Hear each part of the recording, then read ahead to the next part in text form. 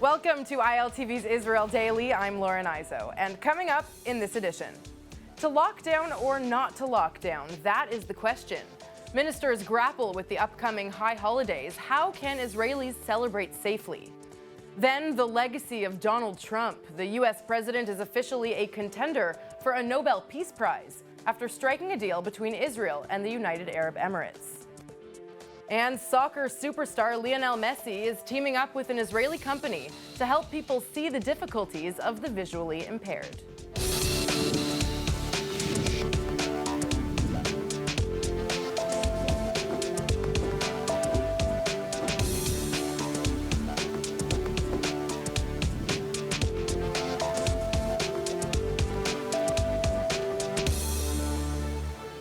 Just a few months ago, Israel was ahead of the game. Now, COVID-19 cases are surging in the country, and the government is at a standstill. A partial curfew that went into effect on Tuesday isn't working. Now, the health ministry is recommending that everyone isolate, especially during the upcoming holiday. Nittany Manson reports. To lock down or not to lock down? That's the question. The Jewish high holidays are swiftly approaching, and lawmakers just can't agree on how Israelis will celebrate. The COVID-19 cabinet is set to meet today to discuss as the daily infection rate nears 4,000 cases. Israeli hospitals are also saying they're getting close to capacity. In addition to the increase in infection rates, nearly 500 people are in serious condition, and the death toll surpassing 1,050. The health ministry is recommending banning intercity travel and requiring the holidays to be celebrated with immediate family only, no more than 10 people. הגבלת התנועה תהיה מערב החג עד צאת החג, ואני חושב שאנחנו נצטרך לנקוט בצעדים אפילו חמורים יותר, משום שאנחנו לא יכולים להרשות לעצמנו להמשיך בתחלואה כזאת, כשלצערי אנחנו עלולים להתקרב למקום שלא יהיה מענה מספק טוב. In response, the finance ministry warning that a nationwide lockdown would cost the country between 4 and 6 billion shekels. Earlier this week on Tuesday, a curfew was implemented in around 40 cities and neighborhoods, mostly Arab and ultra-Orthodox, an effort to control the spread of the virus in areas with the highest infection rates. Unfortunately, there have been several incidents of not following the rules, and police have distributed more than 1,000 health ministry fines in the last 24 hours alone. Meanwhile, about 500 more IDF soldiers have joined the fight against COVID-19, according to the Defense Ministry, working with police to oversee the restrictions are being followed by the public. That is in addition to 5,000 previously brought in. Nittany Manson, ILTV. Now we're going to break down this recently implemented curfew, specifically in the Arab sector and ultra-Orthodox community. And I have two gentlemen joining me from those two communities. Yosef Haddad joins me in studio. He's a social activist and director and a resident of Nazareth. And I'm joined on Zoom by Eliezer Isakovitz, a journalist and writer, resident of Elad. Thank you both for being with me today. Yosef, I want to start with you. Yeah. I want to know, first of all, how did the first couple of nights of the curfew go? I understand the mayor of Nazareth was actually telling residents, encouraging them not to listen to the curfew. Yeah. So I want to know whether people listened to him or not, and how is the mentality and the behavior changing since the beginning of the coronavirus pandemic? Yeah, so first of all, the fact that the mayor, Ali Salam, literally on TV and radio stations said, we don't care, I am the mayor and I'm telling you not to listen. Obviously, it affects and does the impact on the citizen of Nazareth. But what we can see also that the roadblocks that they put going into Nazareth and going outside of Nazareth in multiply junctions all over the city, it did the effect because the police was there. The police also was inside of the city. I'm not going to tell you that it's 100% lockdown because it's not like from 7 o'clock p.m. to 5 o'clock a.m. It's not, but there is a bit of change and lockdown. We need more than that. And if I may also say my opinion, I think that the mayor, I understand where he comes from and why he's saying that, and I will explain about it more. Sure. But we need to understand also that this pandemic is not a game. It's here and it's killing people. And in order for us to win it, we must take some extreme measures like lockdown. And I really hope that the mayor eventually would say, okay, we have to do that. We have to listen to the Ministry of Health, to Gamzo, the projector of the corona pandemic issue. But what I said is I want to also just explain why the mayor said exactly what he said. Nazareth is a tourist city. The economic situation in Nazareth right now is we are in a huge crisis, okay? Not only that businesses are shutting down, people are having a lot of trouble of, bringing food to the table. As in the rest of the country as in well, the rest of the country. But the problem is that specifically Nazareth live on tourism. And since the pandemic started, and we're talking about last January, we've already now September or going through October, which is almost 10 months without zero tourists coming to Nazareth, barely Israelis coming. So this is a huge problem for us. Businesses are shutting down, people are really having huge problems.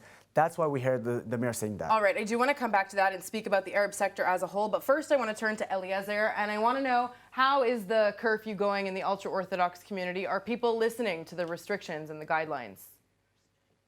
Well, by us, the restrictions are very, very limited. I mean, throughout the day, people are walking around freely.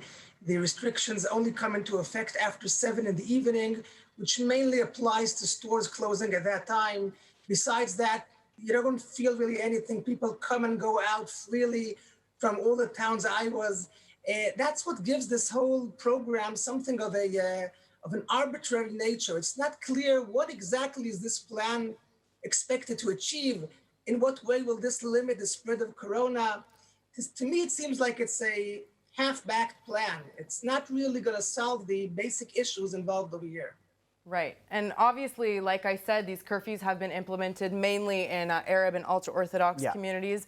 I wanted to ask you both. First, Yosef, I'll give you a chance to answer. Do you and your community feel singled out by these restrictions and curfews? Look, if we take a look, for instance, Tel Aviv, okay? Today is Thursday. Is 2 hours from now, 3 hours from now, you walk around Dizengoff Center and you walk all around the streets where there's bars and clubs. You would see that everybody is sitting close to each other, no mask, no nothing. That's true. So if this wouldn't allow or let you feel like we're single outed and they're putting something about the Israeli Arabs and about the Jewish Orthodox, then what it is, okay? Because Israeli Arabs and Jewish Orthodox seeing those pictures, they're seeing the beaches, they're seeing what's going on in the pubs, and we say, wait, what's going on here? Right. So with all due respect for the country and the leaders, if it's allowed for them to do that, then it's also allowed for us. All right, and that's the huge problem. I want to give Eliezer a chance to answer as well. How do you feel about this issue? Well, basically, I agree with everything he says.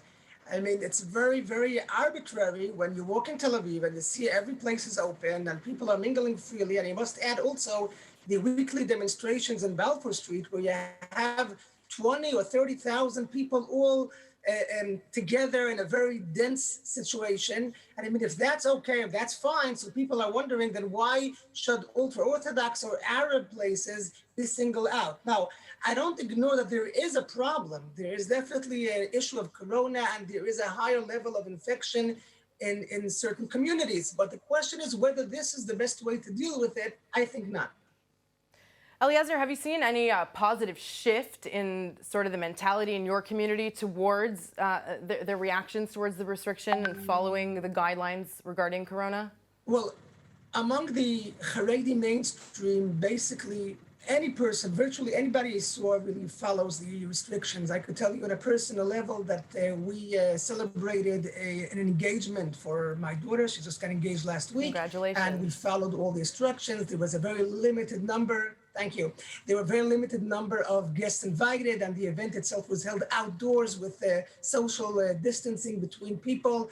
And basically, most of the people that I see around are following these regulations too. Right. One of the most impressive things that I think the Haredi Society could present is the capsule plan. The entire system of yeshivot, of higher education for Haredi men, has basically imposed a voluntary lockdown with thousands of students entering the institutions of learning and locking themselves in for a period of a month and a half until around the holidays. They did it voluntarily, and I think that's very impressive. It shows a high level of self-discipline and of responsibility for the situation. Right. Well, so we I hope think that people really are trying to follow the rules. Sure. And we hope people are going to continue to try to follow the rules and that we won't bring ourselves to a national lockdown. Yeah. Thank you, gentlemen. Yosef Haddad in studio and Eliezer Isakovitz on Zoom. Thank you so much for your insight. Thank you. Now moving to the United States. Senior advisor to President Trump, Jared Kushner, is taking credit for a recent agreement between Israel and Saudi Arabia over its airspace. After the landmark peace deal between Israel and the United Arab Emirates, Israeli Prime Minister Netanyahu confirmed Saudi approval for direct flights to the UAE to cross their airspace for the first time. Now, Kushner has revealed that deal includes all Israeli commercial flights, not only those headed to the UAE. In a phone call with the press Wednesday, Kushner added that the recent deals between Israel and the Arab world reinforce the U.S. support for a two-state solution. Meanwhile, members of the Arab League met on Wednesday in Cairo to discuss the recent change in Middle East dynamics and wave of agreements with Israel, but failed to stand with the Palestinians in their plea for condemnation against the normalization deal. The Palestinian foreign minister admitted feeling betrayed by the reaction. الإعلان الثلاثي الأمريكي الإسرائيلي الإماراتي كان ذلك الزلزال وبدلا من استرضائنا عربيا أمام ذلك التراجع الذي عكسه الإعلان وجدنا حالنا ندافع عن أنفسنا وعن قضيتنا وانقلب الوضع بحيث أصبحنا المشاغبين ومن يوجه لهم اللوم لأنهم أي نحن تجرأنا أن نقف في وجه الزلزال كما وقفنا في وجه الإدارة الأمريكية عندما اعتدت على حقوقنا. Well, on the heels of that deal between Jerusalem and Abu Dhabi, Donald Trump has been nominated for a Nobel Peace Prize after his name was submitted by a Norwegian politician. In this letter to the Nobel Committee, which will announce winners in December, the minister called the deal a game changer that will turn the Middle East into a region of cooperation and prosperity. So what are the chances that President Trump will actually win the Nobel Peace Prize, and how does he stand up against previous winners like Barack Obama and Yasser Arafat? Now, Dr. Hadass Cohen from the Hebrew University is joining us to discuss this. Thank you so much for joining us. Well, obviously, President Obama won the Nobel Prize in 2009 for strengthening diplomacy in general, but he didn't have any significant achievements, unlike Trump, obviously, with this deal. Does that mean he has a real chance of winning this award? That's a really good question. Trump was nominated for brokering a normalization of relations. This is not a peace deal. I think it's really important to say that. And so that's the question is whether that stands in parallel to Jimmy Carter, for instance, that received the Nobel Prize in the past for brokering the peace deal between Israel and Egypt. That I think we still have to see. And also another really important question is whether Trump symbolizes the larger set of values that the Nobel Peace Prize is supposed to withhold. Because if we look at the recent people who received it, we see Malala Yousafzai, the young girl from Pakistan that was shot by the Taliban.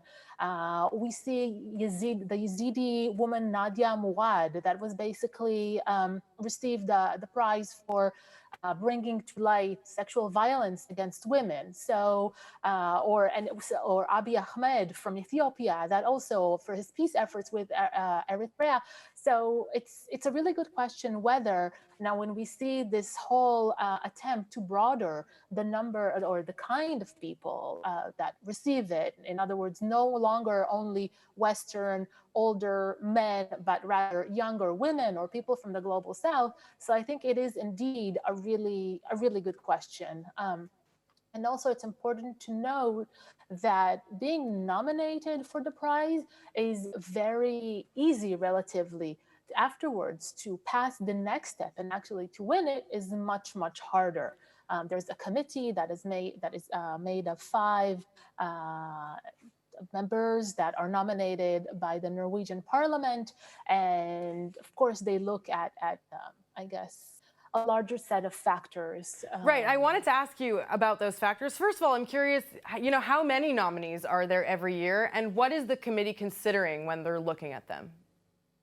Well, there are a few hundred nominees, and basically what the committee is considering is how much they have contributed or how much they are a game changer in terms of peace. So I think that should we have seen a peace agreement with the Palestinians, that would increase the likelihood of President Trump receiving the Nobel Peace Prize.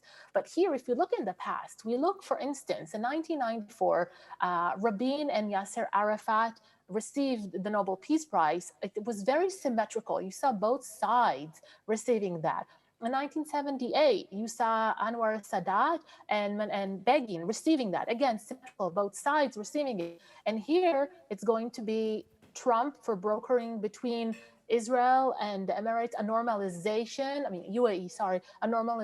of relations. And when it came to the Palestinians, the deal of the century was basically boycotted by the Palestinians. So I'm not sure that there is a high likelihood for him passing the next threshold. All right. Well, we will have to wait and see if he makes the cut. Thank you so much. Of course. Moving on now, Israel will welcome 2,000 Ethiopian immigrants, members of the Falashmura Jewish community. The government announcing a 180 million shekel plan to bring them to the country. Aliyah and Absorption Minister Pnina Tamano-Shata noting that the situation is worsening for those waiting to leave and come to Israel due to the public health crisis caused by the pandemic. Preparations are beginning to ensure they can be brought to the country by the end of the year. This next item is for all of you soccer fans out there. An Israeli company has recruited none other than Lionel Messi as spokesman for a technology that helps the blind read. Orcam Technologies, based in Jerusalem, makes an AI-based wearable device that gives a deeper understanding of text to the visually impaired with audio assistance.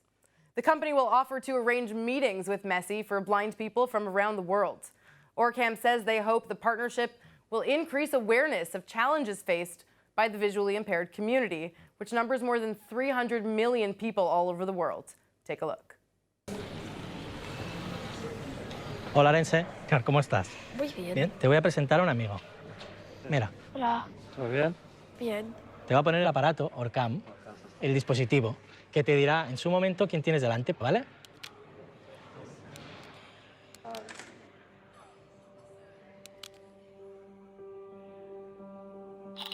Leo Messi.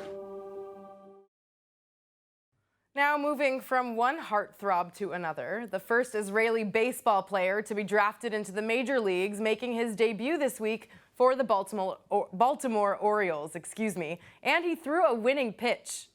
Dean Kramer led the Orioles to a 5-1 win over the New York Yankees, only finding out he would be hitting the pitch the night before. Kramer is a 24-year-old and was born in California to Israeli parents. He had a special message for all his fans watching from overseas. I mean, it's awesome being able to hold the torch, so to speak, for guys like me. I mean, although I was born in America, I have been to Israel every year for a certain amount of time, but and then giving back when we go over there running camps and doing stuff like that. It's nice to see the competition over there getting better every year, and just trying to show that it's possible. Well, like he said, Kramer is an Israeli citizen, and he also speaks fluent Hebrew. So, of course, he wanted to show off a bit. אני שמח שיכולתי לזרוק טוב היום, ואני מתגעגע עליכם, ואני רוצה לראות אתכם. תודה אחי, מזל טוב. תודה רבה. Now, the outbreak of COVID-19 has highlighted how important it is to live a healthy and, of course, hygienic life, now and in the foreseeable future. Smart Funding is introducing an Israeli company, Killer Whale Limited, that develops revolutionary products to help us stay healthy, starting with, yes, you heard it right, your toilets. They are currently in the process of finding investors, and here to tell us all about it is Teddy Cohen, finance manager at Killer Whale. Thank you for being with me today. Thank you for inviting me. So let's start with the basics. What is Killer Whale and what does it do for our toilets? All right. Our company developed a device, a unique device that sterilizes and disinfect the toilets, actually, but not only. Our aim is to make our world a much safer and let's say a safer place to live. But we decided to start with the toilets because no one likes it. Obviously. Yeah, so that's the reason why we started with this device. Actually, we thought when we appealed the patent, we were surprised that no one had thought about it. So we did it. And we got a granted patent in the United States, and we have also a pending waiting in Japan, Australia, Israel, Canada. So this device, you don't have to install it. You just put and play. And it's an automatic system, right? Automatic system, and it sterilizes even the upper part of the seat. Wow. So it can be safe. Our market is to the let's say, we'll start with the public markets, which are some like, let's talk about hospitals and hotels. Absolutely. Yeah, and later on we believe that this device will be even in private houses. But not only this is only the first stage of the company, because we thought that it would be better if the device it's in the toilets. So later on, because everyone knows when we talk about Internet of Things, okay? So this device is a smart device. So it's going to save us a lot of time and a lot of work. Yeah, but we are talking about healthcare. Right. Because you can make diagnostics for yourself every day almost. And just really quickly, your company is also expanding into a sort of smart chip technology. Would you like to expand on that a little bit? Yes, of course. This is what I talked about, Internet of Things. That's because we took this one stage ahead. Because if we have this device in the bathroom already, then you can do some other things, like, as I said before, when we talked about the healthcare. But not only this, because we have a technology, we claim in our company that when you want to do diagnostics about some materials, we can do it not in laboratories as are today, and you have to wait 72 hours and so on, but we can tell you in a few minutes if you are infected or not. So let me just get this straight. Your toilet is going to be connected to the internet. If you want to. If you want it because to. of the privacy. Okay. But you can be calm. It's only about, it's a matter of healthcare and not more. And let me tell you something else, that we are developing now our next stage of the company, which is dealing with the diagnostics. Interesting. Yes, we claim that by a photograph of a material, we can tell about this material if it's infected or not. Interesting. All right, we will definitely look out for that new technology. Teddy Cohen, thank you so much. And if our viewers want any more information, of course, they can go to smartfunding.co.il. Yes, thank you so much. Well, since obviously it has become harder to travel these days, Jerusalem's annual jazz festival, now in its 6th year, is missing some key international musicians. But don't worry, that hasn't stopped them from putting on this year's show. Instead of bringing music from abroad, the organizers have opted for local talent. The event, which kicked off on Tuesday, is featuring 20 performances showcasing local jazz, including the 2018 Eurovision winner, Netta Barzilai. Okay, let's take a look at the weather forecast. Tonight will be a low of 80 degrees Fahrenheit or 27 degrees Celsius. Tomorrow will reach a high of 90 Fahrenheit or 32 degrees Celsius. And Saturday daytime temperatures will reach a high of 91 Fahrenheit or 33 degrees Celsius. That's it for today's news. Today's exchange rate is 3.41 shekels to the American dollar. For more news from ILTV, please like ILTV on Facebook, follow us on Instagram, and subscribe to our YouTube and Roku TV pages. I'm Lauren Izo. Thanks for watching.